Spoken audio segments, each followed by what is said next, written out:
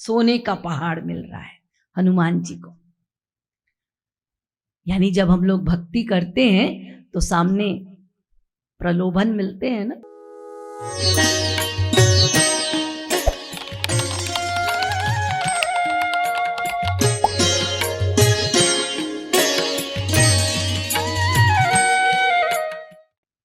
देखिए तुलसीदास जी ने इतना सुंदर बताया है, जब हनुमान जी भक्तिमती सीता जी की खोज में लंका जाते हैं तो मार्ग में सोने का पहाड़ मिलता है। यानी भक्ति को खोजने जा रहे हैं, सामने प्रलोभन, सोने का पहाड़ मिल रहा है हनुमान जी को। यानी जब हम लोग भक्ति करते हैं तो सामने प्रलोभन मिलते हैं ना, कुछ अनुभूतियां हो जाती हैं या कुछ अचीवमेंट्स होते हैं जब, तब ये सोना ही तो है, तो उसमें अब हम क्या करते हैं। अब कुछ साधक ऐसे हैं वो सोचते हैं अरे ये मिल गया, बस सब कुछ मिल गया, इसके आगे क्या करना है, जाकर उसी से लिपट जाते हैं, क्या पता आगे इससे बड़ा मिले ना मिले, यही बहुत है बहुत है। और कुछ साधक ऐसे हैं जो अपने आप को बड़ा सिद्धांतवादी बतलाते हैं, फिर अहंकार के कारण वो क्या कहते हैं, हम तो सोना धन ठुकराते हैं। देखिए दोनों चीजें बता रही हूं, एक वो अपना लेते हैं और उसके आगे जाने की इच्छा ही नहीं रखते, वो सोचते हैं हम इसी में प्रसन्न हैं।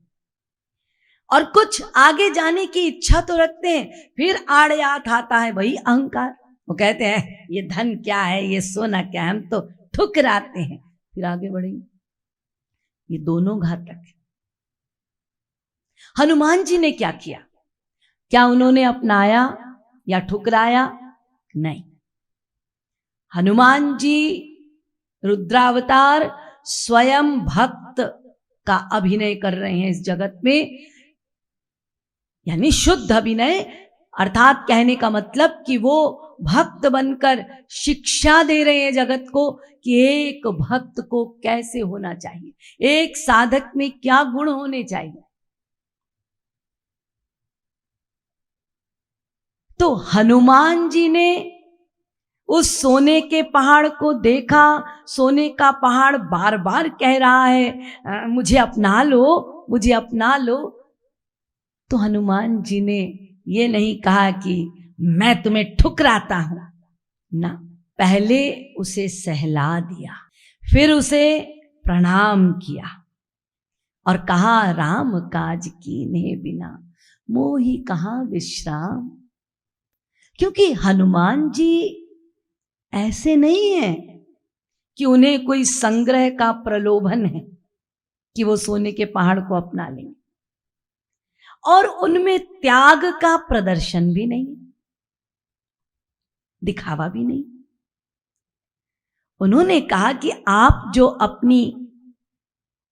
अपने आप को मुझे अर्पित करना चाहते हैं मेरी सेवा में, मैं आपकी श्रद्धा करता हूं, लेकिन जैसे आप सेवक बन के कह रहे हैं मुझे अपना लो, मैं भी किसी का सेवक हूं और कमिटेड हूं।